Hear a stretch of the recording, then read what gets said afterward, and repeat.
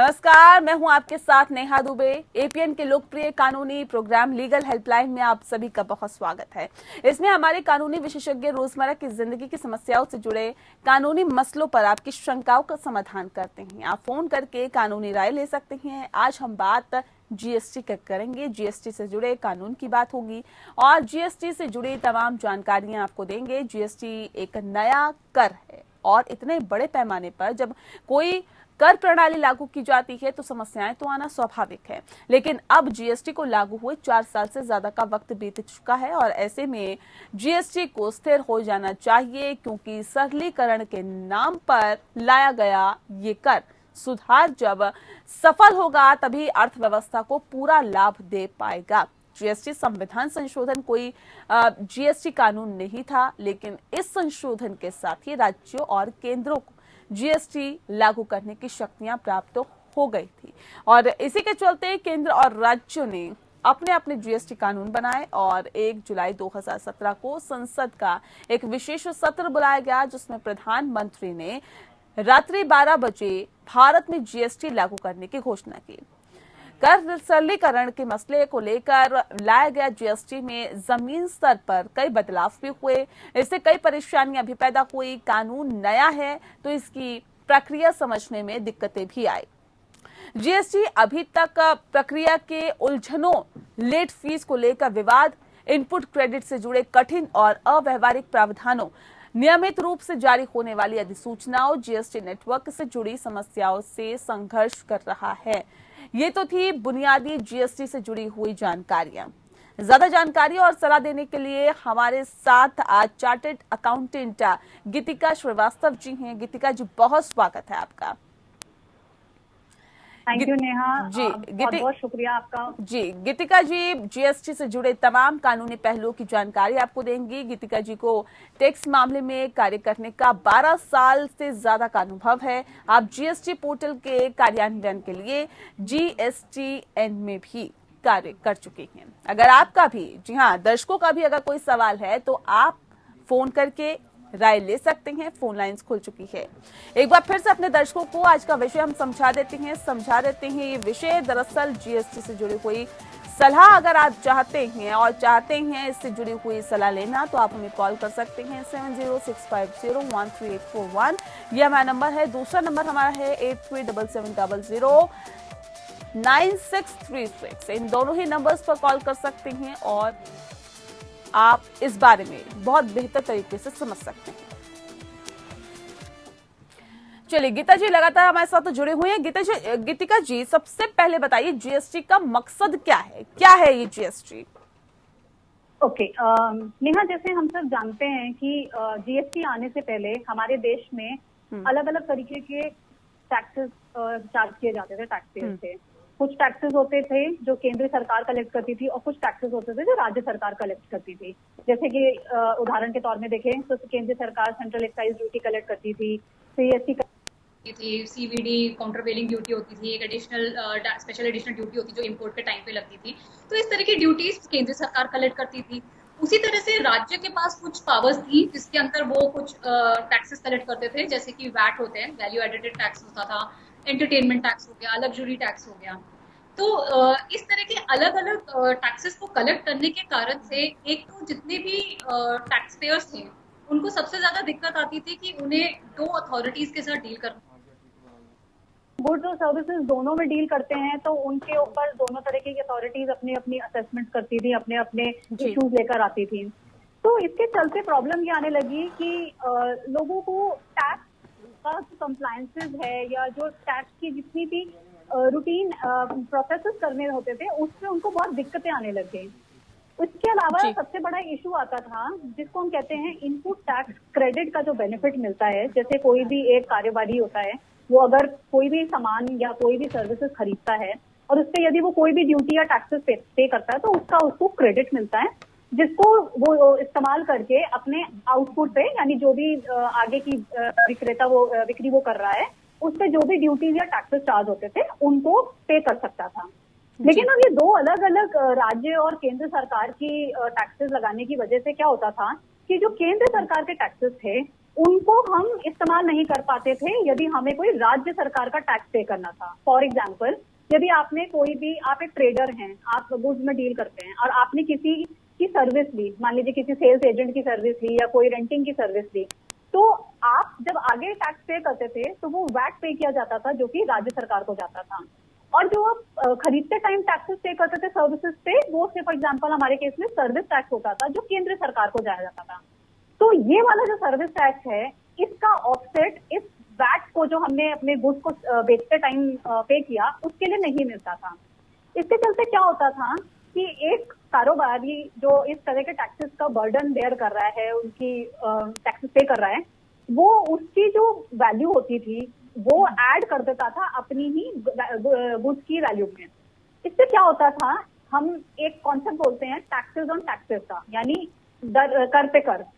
आपने service tax पे किया अपनी परचेजेस पे, आपने रेंटिंग की सर्विस ली, उस पर सर्विस टैक्स पे किया, लेकिन आप उस टैक्स का बेनिफिट नहीं ले सकते। तो एक नॉर्मल ट्रेडर की तरह आप उसकी वैल्यू ऐड कर देते थे अपने सामान में जो आप बेच रहे हैं, तो और उस वैल्यू के ऊपर दोबारा से वैट लगता था।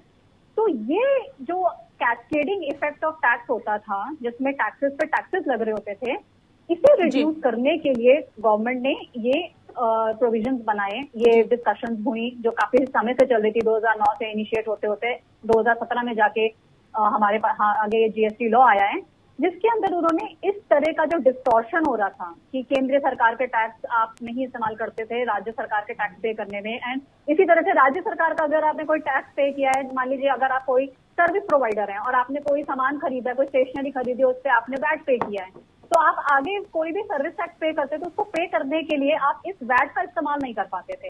तो सेम इफेक्ट होता था, इसी टैक्स पे दोबारा इसकी वैल्यू ऐड कर दी जाती थी सर्विसेज पे और इस पे दोबारा टैक्स लगता था।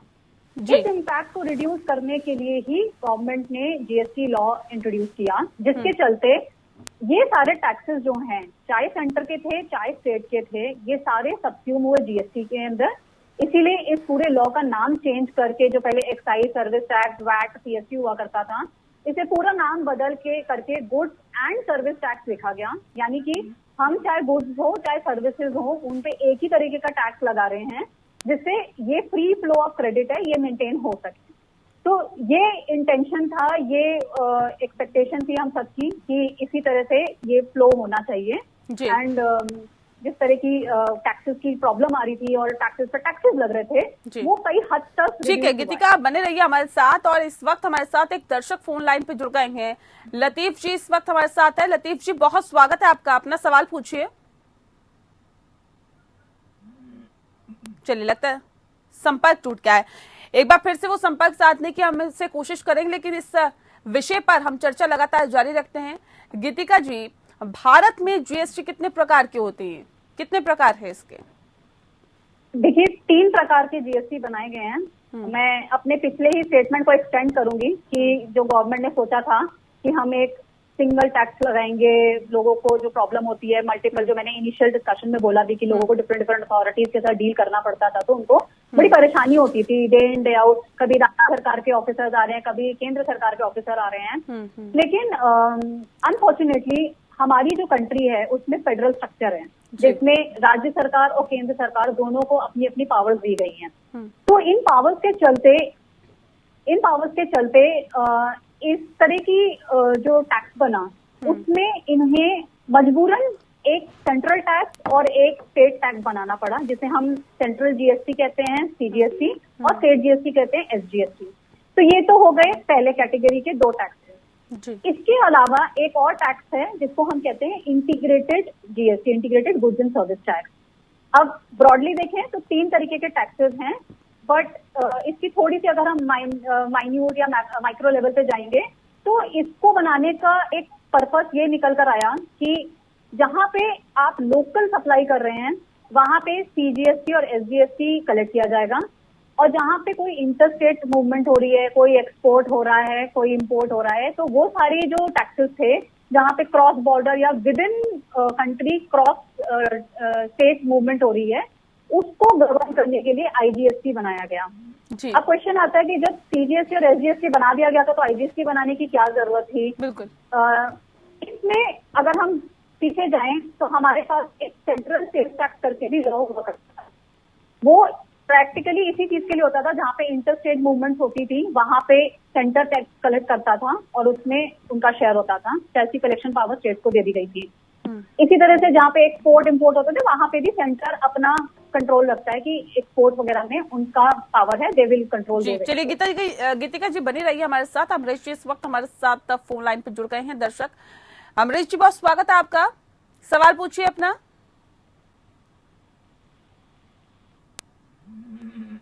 अमरीश जी, आवाज मिल पा रही है आपको?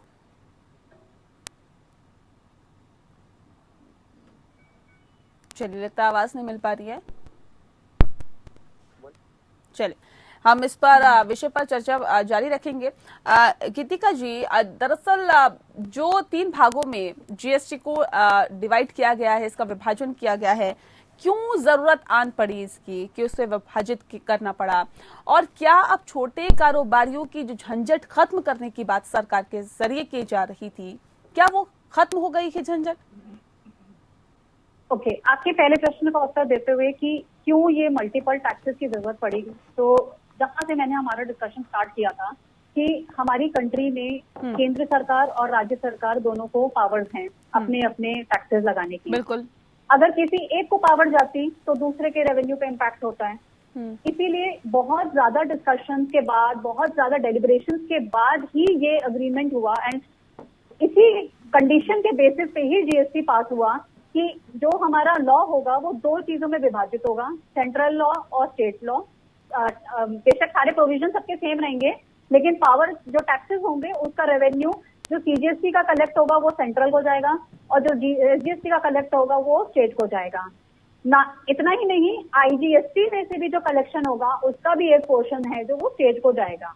एंड इसके बाद भी एक कॉम्पनसेशन सेस वगैरह भी 5 साल के लिए स्टेट को देने का वादा किया गया था, क्योंकि जैसा मैंने कहा कि पहले कुछ रेवेन्यू होते थे या कुछ टैक्सेस होते थे जो सीधा स्टेट कलेक्ट करता था और वो सीधा उन्हीं की किटी में जाता था। अब क्योंकि अगर आप एक कॉमन टैक्स रिजीम बना देंगे तो स्टेट की जो डिपेंडेंसी थी वो सेंटर पे बढ़ने लग जाती, जैसे आईजीएसटी के केस में होता है। यदि कोई इंटरस्टेट मूवमेंट होता है, एक सिटी से दूसरी सिटी जाते हैं या कोई एक्सपोर्ट करता है जहां पे वो टैक्स पे करना ऑप्ट करता है, तो उस केस में सेंट्रल अथॉरिटीज को पावर है टैक्स कलेक्ट करने की। लेकिन एक प्रोविजन है, एक मैकेनिज्म बनाया गया है जिसके अंदर स्टेट को जहां पे भी वो सर्विसेज या गुड्स कंज्यूम हुए उस पर्टिकुलर स्टेट को, उस राज्य को उसका पोर्शन ऑफ टैक्स दिया जाएगा। नहीं तो स्टेट का रेवेन्यू कहाँ से आएगा? आप ये देखें कि पहले आपको एंटरटेनमेंट टैक्स मिलता था, वैट मिलता था, आपको लग्जरी टैक्सेस मिलते थे। ये सारे जब जीएसटी में सब्स्यूम हो गए और सब सिर्फ सेंटर अगर लेने लग जाएगी तो स्टेट का रेवेन्यू का सोर्स ही खत्म। तो इससे there is a lot of political background जिसके चलते ये अग्री किया गया कि ठीक है, हम जहाँ पे लोकल सप्लाईज होंगे वहां पे पहले ही विभाजित कर देंगे 50-50%, आधा सेंटर को जाएगा, आधा स्टेट को जाएगा, और जहाँ पे इंटर स्टेट होगी, जहाँ यानी कि जहाँ पे आईजीएसटी लगेगा वहां पे एक मैकेनिज्म बना हुआ है डेवोल्यूशन का, उसके तहत जिस स्टेट में कंजम्पशन होगी उस स्टेट को पैसा मिल जाएगा, या जहां से भी आईटीसी यूटिलाइज किया गया और ऑफसेट किया गया, तो एक पूरा मैकेनिज्म बनाया गया। तो मुद्दे की बात सिर्फ इतनी है कि राज्य का रेवेन्यू सेव करने के लिए ये मल्टीपल टैक्सेस बनाने पड़े। बिल्कुल। टीका जी हमारे साथ लगातार मौजूद है, जो कि बता रही हैं कि जीएसटी क्या है, कितने प्रकार की होती है, कब जीएसटी लगाई जाती है, और राज्य और केंद्र के बीच जीएसटी को लेकर आखिर क्या कुछ प्रक्रिया है और कितने प्रकार की जीएसटी होती है, इस बारे में भी हमने जाना। लेकिन सवाल गीतिका जी सीधा सा मेरा ये था कि छोटे कारोबारी जो कि टैक्स भरने में काफी दिक्कतें जिनको होती थी, डिजिटलाइजेशन भी हुआ और ऐसे में ये कहा गया कि अब जीएसटी को भरने में या फिर जीएसटी देने में अब छोटे कारोबारियों को दिक्कत नहीं होगी, ये बहुत आसान तरीका अपनाया जाएगा जिससे कि दिक्कतों से उनको निजात मिलेगी। क्या वाकई आपको लगता है कि जीएसटी के बाद ऐसा हुआ है, झंझट खत्म हुआ है? देखिए, शुरुआत में जैसे कोई भी नया लॉ आता है या कोई भी नई चीज इंट्रोड्यूस होती है तो तकलीफें सबको होती हैं नई चीज को अडॉप्ट करने में, समझने में, उसको इम्प्लीमेंट करने में।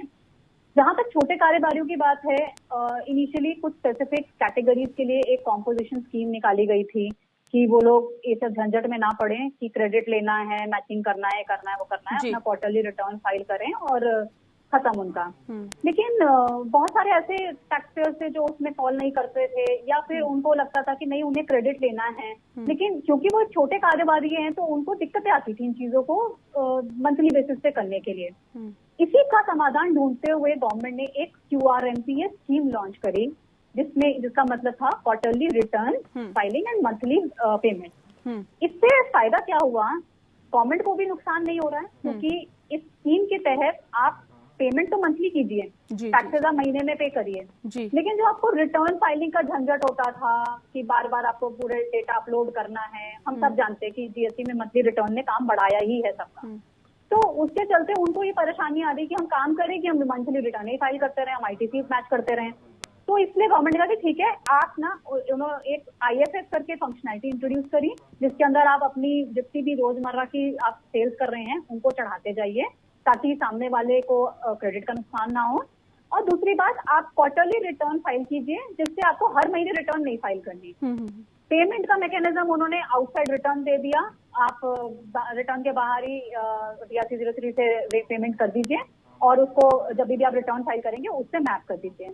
तो ऑल इन ऑल अगर आप कंप्लायंसेस की बात करें कि जो ये कारोबारियों को हर महीने करना पड़ रहा था, उससे उनको रिलैक्सेशन तो मिला है, इसमें कोई संदेह नहीं है।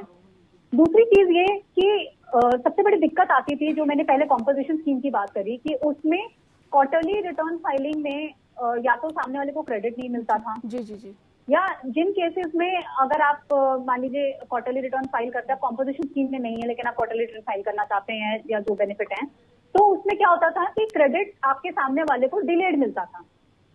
तो क्या होता था कि भाई आप जिसके साथ डील कर रहे हैं उसे जब टाइमली क्रेडिट नहीं मिलेगा तो वो कहीं ना कहीं आपके साथ बिजनेस नहीं करना चाहता है। लोगों को ग्राउंड लेवल में ये दिक्कतें आने लगी, वो चाहते थे कि भाई जो लोग मंथली रिटर्न फाइल करते हैं या कॉम्पोजिशन स्कीम में काम नहीं करते हैं, हम उनके साथ डील करेंगे, क्योंकि हमारे को जहां जहां क्रेडिट्स मिलने हैं या जहां पे भी हमारी डिफिकल्टीज आ रही हैं, हमें मैचिंग नहीं करनी है 3-3 महीने के अंदर। तो अब ये जो QRMPS स्कीम लॉन्च हुई, उससे एक ये जो डिफरेंशिएशन है ये हट गया। आप अपनी monthly IFS invoice furnishing facility है, उसके अंदर आप अपनी डिटेल्स फर्निश करते रहिए, जिससे कि आपके जो कॉरेस्पॉन्डिंग खरीदार हैं उनको उनके 2A में क्रेडिट दिखता रहेगा। उनको क्रेडिट दिखता रहेगा तो उनको क्रेडिट लेने में तकलीफ नहीं होगी, क्योंकि आप महीने में पेमेंट भी कर रहे हैं, आपको महीने की अगली 13 तारीख तक पेमेंट करने का तरीका ही मैं आपसे पूछ रही हूँ। गीतिका जी, GST रिटर्न कैसे करते हैं, कैसे भरते हैं इसे? देखिए, रिटर्न अलग अलग तरीके की हैं। अगर आप मंथली रिटर्न GSTR 1 3B की बात करें, ये सारी रिटर्न हमारे पोर्टल पे अवेलेबल हैं। आप अपने लॉगिन ID से लॉगिन करेंगे, पोर्टल पे जाके आप देखेंगे तो आपको पता चलेगा कि आप कौन सी किस्म के व्यापारी हैं। अगर आप GSTR कॉम्पोजिशन वाले हैं तो GSTR 4 में आएंगे, अगर आप नॉर्मल हैं तो GSTR 1 3B आपके में रिफ्लेक्ट करेगी। तो पोर्टल के अंदर पूरा एक फॉर्म दिया गया है, जिस फॉर्म को आपको भरना होता है। अब फॉर्म भरने के भी अलग अलग तरीके होते हैं। जिनके बहुत कम इनवॉइसेस होते हैं वो सीधा जाके ऑनलाइन फॉर्म भर लेते हैं, उसमें ज्यादा मेहनत का काम नहीं होता है, एक एक एंट्री कर लिया और फॉर्म भर दिया। जिनके ज्यादा फॉर्म होते हैं उनको एक ऑफलाइन टूल की फैसिलिटी दी गई है। ऑफलाइन टूल में क्या होता है, एक एक्सेल शीट की होती है, वो डाउनलोड हो जाती है। आप उसमें अपना सारा का सारा इनवॉइस का डेटा पॉपुलेट कर दीजिए और उसको एक JSON फॉर्मेट में कन्वर्ट करके अपलोड कर दीजिए, तो पूरी की पूरी रिटर्न फाइल हो जाती है। गीतिका जी, क्योंकि ऑनलाइन का जमाना है तो मैं इस बारे में आपसे डिटेल में जानना चाहूंगी कि ऑनलाइन कैसे GST भरा जा सकता है और इसकी क्या प्रक्रिया है? किसी तरह का डॉक्यूमेंट भी अपलोड करना पड़ता है, कुछ ऐसा है क्या? देखिए, अगर हम GST के दौर की बात करें तो यहाँ पे टैक्स पे करने का एक थोड़ा यूनिक तरीका है। पहले आपको अपने कैश लेजर, हमारे पास क्या होते हैं, हमारे पोर्टल पे एक कैश लेजर और एक क्रेडिट लेजर हमें दिया गया है। कैश लेजर वो होता है जो हम अपने आप से कैश डिपॉजिट करते हैं उस लेजर में, जिसको हम यूज करेंगे टैक्स पेमेंट करने के लिए।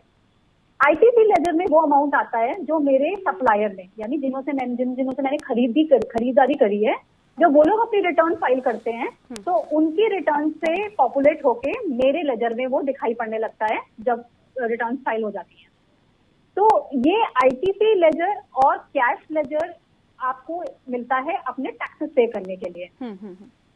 तो कैश लेजर में आपको PMT 06 के थ्रू एक चालान होता है, वो फाइल करना होता है। उसके अलग अलग तरीके हैं, चाहे तो आप ऑनलाइन करिए, नेट बैंकिंग करिए, चाहे वहाँ पे बैंक से ओवर द काउंटर जाके करिए। ओवर द काउंटर जाके में एक लिमिट दी हुई है 50,000 की, इससे ज्यादा का टैक्स नहीं जमा कर सकते। तो NEFT करिए, इस तरीके के अलग अलग उन्होंने ऑप्शन दिए हुए हैं, जिसके अंदर आप अपना जो भी अमाउंट है जिससे का आप टैक्स पे करना चाहते हैं कैश से, वो कैश लेजर में जमा कीजिए। वो कैश लेजर में दिखने लगता है, उसको आप यूज करके पे ठीक है। गीतिका, ये भी हमें बताइए कि GST नहीं भरने पर क्या कार्रवाई या फिर जुर्माने का प्रावधान है? देखिए, यदि आप GST नहीं पे करते हैं तो एक तो इंटरेस्ट लगता है सेक्शन 50 के अंदर। 18% का इंटरेस्ट होता है from the due date of payment till जब आपने फाइल नहीं किया है। हमारे यहाँ GST लॉ के अंदर जो टैक्स पेमेंट का जो तरीका है वो GST 3B से लिंक्ड है। तो यदि आप 3B फाइल करेंगे तो ऑटोमेटिकली टैक्स पे होगा। यदि आपने 3B नहीं फाइल करी और टैक्स भी नहीं पे करा तो 3B के लिए भी आपको नॉन कंप्लायंस की लेट फी वगैरह पे करनी पड़ती है। तो इस तरीके के नॉन कंप्लायंसेस है, एंड अगर कोई इंटेंशनली करता है इस तरह के, तो नेचुरली डिपार्टमेंट आपको आपके पास आके कार्रवाई कर सकता है, आपकी फाइल खोल सकता है, बोल सकता है कि आपने टैक्स नहीं पे किया है, आपने फ्रॉड किया है। तो डिमांड वगैरह, रिकवरी प्रोसीडिंग्स वगैरह ये सब भी हो सकती हैं अगर आपने टाइमली टैक्स नहीं पे किया।